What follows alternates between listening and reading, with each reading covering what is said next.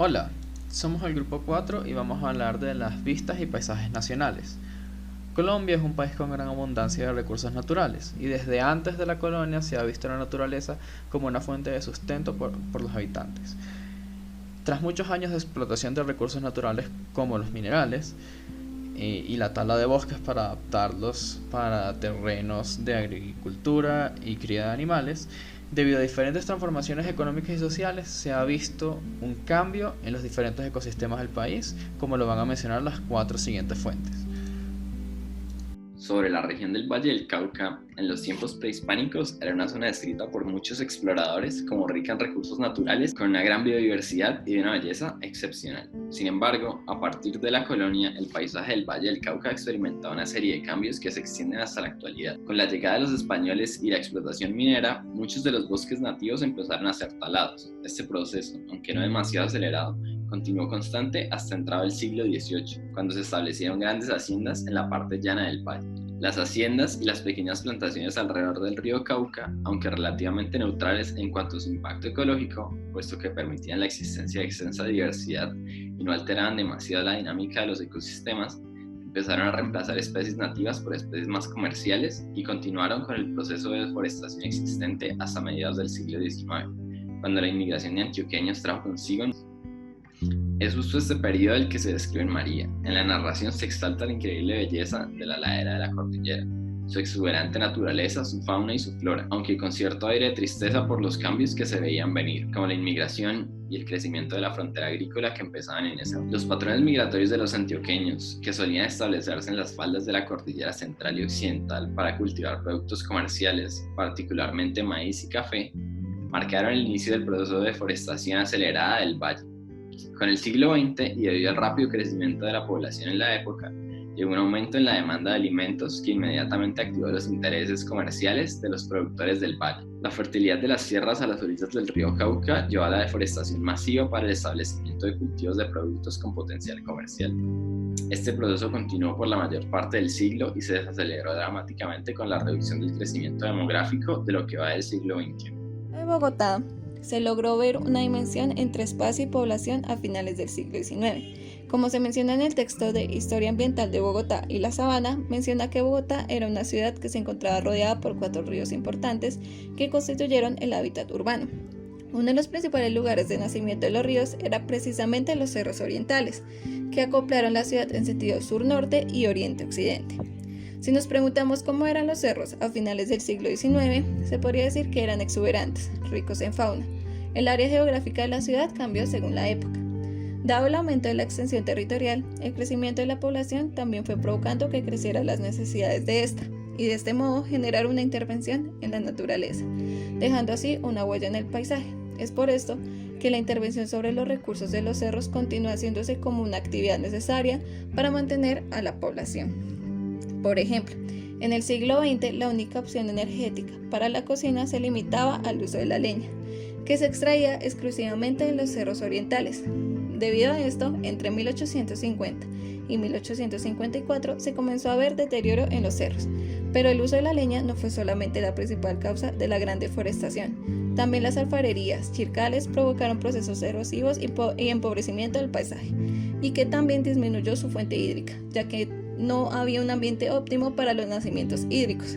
Dado que se disminuyó la cantidad de agua que bajaba hacia la ciudad, provocaba también un problema de salud pública, ya que al bajar poca cantidad no daba abasto a la población. E igualmente, hubo un alto nivel de contaminación de las fuentes hídricas, siendo totalmente impotables, lo que causó el surgimiento de nuevas enfermedades. Para dar solución a esta crisis se optó por mejorar la calidad de agua de consumo mediante cloración, sanear las cuencas de captación de los ríos y la compra de la zona de nacimiento de los cerros, compra que realizó el acueducto. Finalmente, se comprendió que la presencia de la urbe fue la causante del deterioro físico de los ríos, patrimoniales y de los cerros. Es por esto que se pensó que la búsqueda de un río fuera de la ciudad podría solucionar la insuficiencia de los 4 ríos históricos y podría dar solución de la carencia del agua, iniciando así el surgimiento del acueducto de Bogotá. En Colombia, bosquejo de geografía tropical, se habla de la historia de Tiberio Valderrama, quien se presume es un individuo ejemplar para la situación de muchos colonos en el país. Él es un antioqueño que trabaja en diversos oficios y después de un enfrentamiento con su jefe decide irse al borde de la colonización con su familia, en las cercanías de la ciudad de Florencia en Cupiagua, donde trabaja en la carretera mientras desmonta terreno para poder subsistir. Al cabo de 2 años desmonta 8 hectáreas de selva. Para la época, la colonización es muy común y atractiva para bastantes personas del país. Existen numerosos proyectos durante la década de 1940 patrocinados por el INCORA con la intención de crear asentamientos y adaptar terrenos mediante la desmonta de muchas hectáreas de selva. El padecimiento de enfermedades como parásitos estomacales y malaria era muy común en la zona, ambas las cuales Tiberio y su familia sufren. Ellos durante el tiempo de la enfermedad nos hablan de lo difícil que era contactar a otras personas por ayuda, y evidenciado por los reportes del INCORA, esto representaba un problema común para muchos de los colonos espontáneos que se adentraban más en la selva lejos de los asentamientos. Debido a las tensiones políticas que desembocaron en la guerra civil, Tiberio debe mudarse y vender sus posesiones y animales. Posteriormente hace un trato con un terrateniente para vivir en su propiedad, el cual incluía desmontar 80 hectáreas de selva adicionales. Esto sucede alrededor de 1950.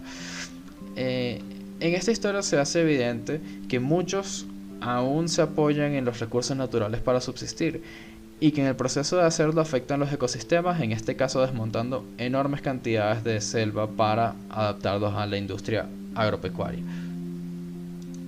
La última región, pero no la menos importante, es la región de La Guajira, pero para poder entender el problema que se ha desarrollado en esta zona es importante entender el contexto. El video Así desterró la mina de carbón a los negros de La Guajira nos permite entender cómo fue la conformación de las comunidades en la zona.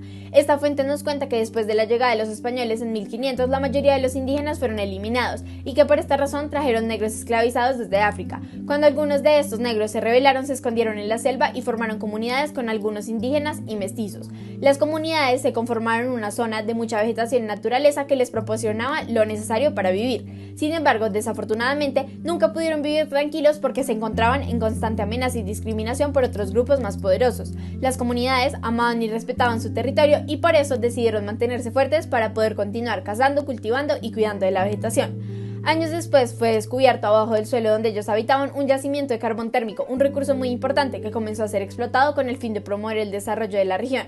Se ha dicho en muchos casos que la extracción de carbón efectivamente está promoviendo el desarrollo y ha beneficiado a la población. Sin embargo, el documental Las huellas del Cerrejón nos muestra otra realidad completamente diferente.